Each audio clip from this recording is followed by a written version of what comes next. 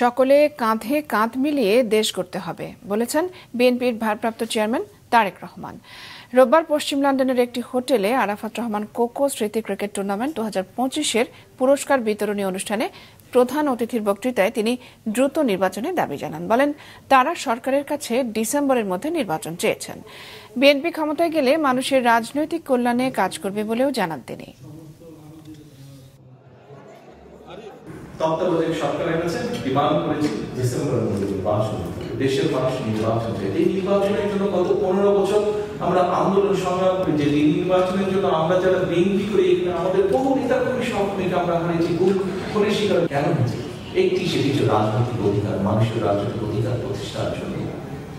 তো এই যে মানুষের রাজনৈতিক অধিকার প্রতিষ্ঠা, এই রাজনৈতিক অধিকার প্রতিষ্ঠার মাধ্যমে আমরা এমন একটা সরকার প্রতিষ্ঠা করতে চাই যেই সরকার মানুষের কল্যাণে কাজ করবে।